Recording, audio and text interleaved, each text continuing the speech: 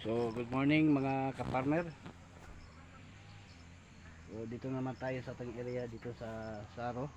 So, kakarating natin mga kaparmer, no? So, ngayon, ang gagawin natin mga kaparmer, ipapakita ko sa inyo yung ating yung tanim natin na sili labuyo. Ngayon mga kaparmer, nag-harvest kami.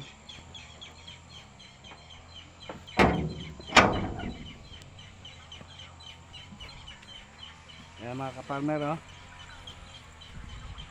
Yung sili labuyo natin, napakalawak nito mga kaparmer. Sa katunayan mga kaparmer, nag-harvest tayo ngayon sa ating sili labuyo. So yun.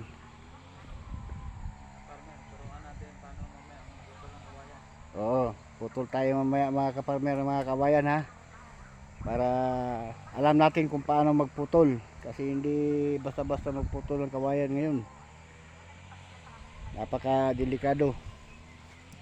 Ito yung sili natin mga kaparmer. Yan.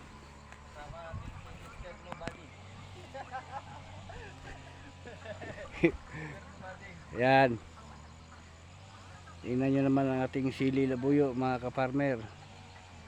Napakaganda mga kaparmer. Yan. So, nag-harvest tayo ngayon para bukas mababa natin lahat ang ating mga produkto ng ating sili labuyo. So yan, oh. Malawak ito mga kaparmer, hanggang dun. Yan, oh, may nag-harvest ng sili.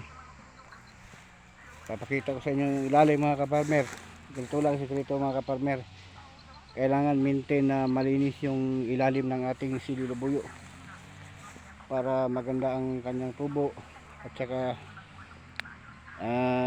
malayo sa sakit. Kasi pag madamo yung ilalim ng ating mga sili mga kaparmer, hindi maganda yung tubo niya. So kailangan maganda yung niya, yung ilalim ng ating sili labuyo. So yan, harvester, oh. Kakatapos lang natin dito mag-abono mga kaparmer yung isang araw. Ngayon pagkatapos na mag-harvest, mag-spray na naman tayo. Mag-spray tayo ng insecticide. Tapos sa susunod, spray naman tayo ng foliar. Foliar naman ang titira natin. So yan, yung mga harvester natin mga kaparmer. Yan sila. Yan. Tatlo lang ang harvester natin mga kaparmer. Ay, apat pala sila. Pero hindi ito basta-basta na tapos mga kaparmer, kasi napakalapad dito at saka napakaraming bunga. Kung nakita yung sa likod ko, hindi pa ito naharbisan. Ito, hindi pa naharbisan ng sili natin. So hanggang doon pa sila nag-harvest, oh. Siguro nasa mga ika-apat na linya pa lang sila. Hindi pa sila nakaabot dito sa kalahati. Ito yung natin mga kaparmer, yung ginagamit natin sa pag titimpla ng abono. Yan.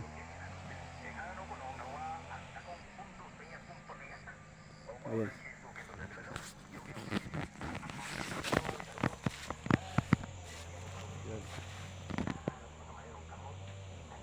Napakaganda tingnan mga kaparmer, na malinis na yung ilalim niya.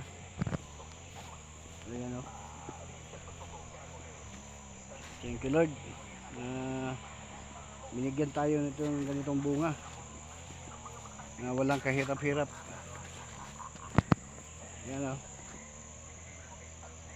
Ano lang sikreto talaga mga kaparmer, tiyaga lang at saka sipag ang importante para magkaroon tayo ng ganitong maraming bunga. Tingnan nyo naman mga kaparmer, napakaraming bunga ng ating sili labuyo hanggang doon.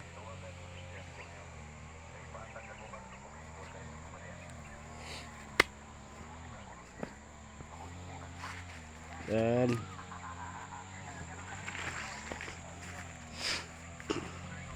So ayan. So yung sa mga subscriber natin dyan, pasensya na mga kaparmer ha. Ngayon lang ako nakapag vlog ulit. Kasi walang ano talaga mga kaparmer. Walang oras sa pag-vlog. Dahil busy rin sa hanap buhay. So ngayon lang ako nakapag vlog ulit.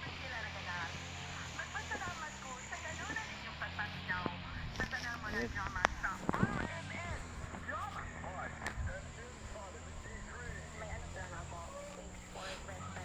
At ina nyo yung ating, ito naman mga kaparmer, kita nyo naman no, sili natin may mga ano na, yung tinatawag na maribalang, at may mga ano na rin no, mga bulak.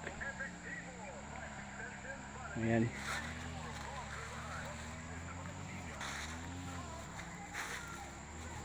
Napakaganda lang nito mga kaparmer. Hindi masyado sa ano, hindi masyado sa puti pag ina-harvest kasi wala nang classify no? So diretso na.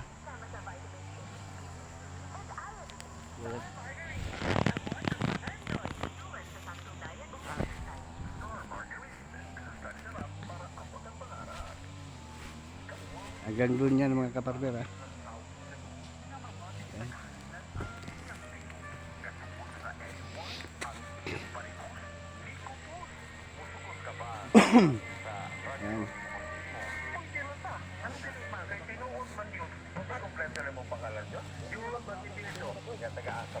Ah, gutom na.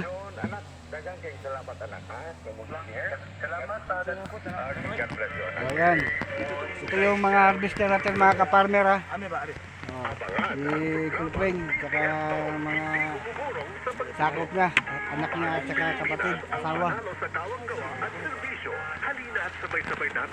Ayan. Napakalapad dito mga kaparmer. Hindi basta-basta.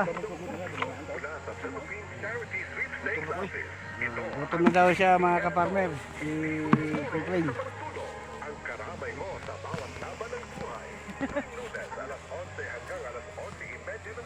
So update lang dyan sa mga subscriber mga kaparmer, yung hindi pa nakasubscribe, i-click lang nyo ang notification bell para maka update kayo sa susunod na video. Ayan. Yan na mo. Anta. Ayan natin. Balik. Uy. Tekan ba ito no? Tekan eh. Ayan mga kaparmer, napaka daming bunga mga kaparmer ng ating sili labuyo. Yan.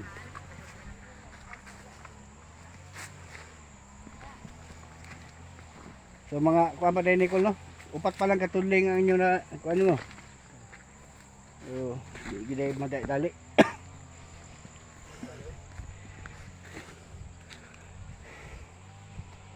Yan. Napakatirik.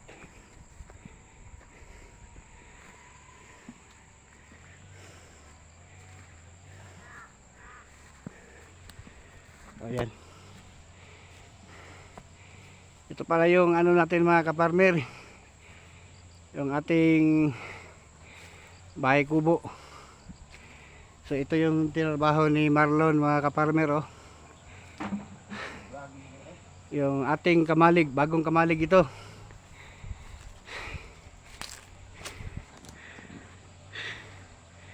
Napakaganda mga kaparmer, oh. Maganda ang pagkagawa ng ating kamalig.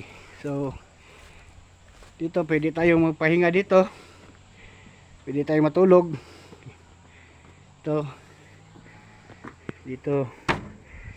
Pwede ka matulog dito. Malamig.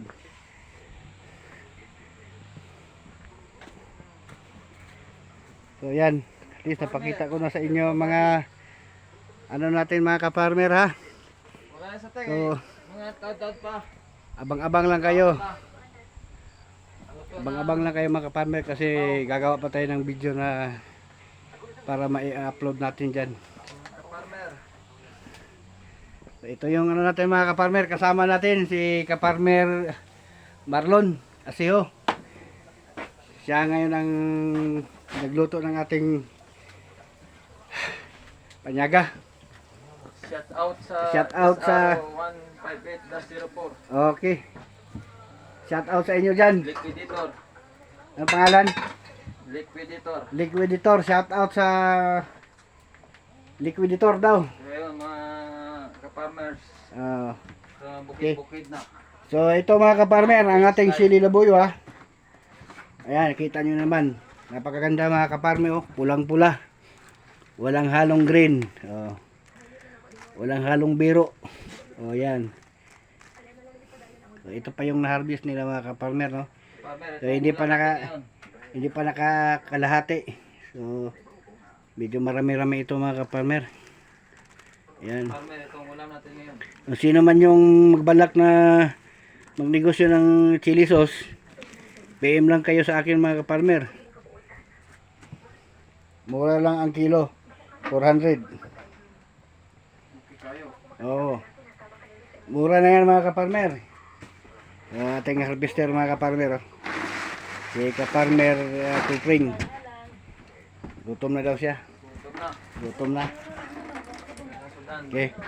So yun lang muna mga kaparmer ha. So maraming salamat.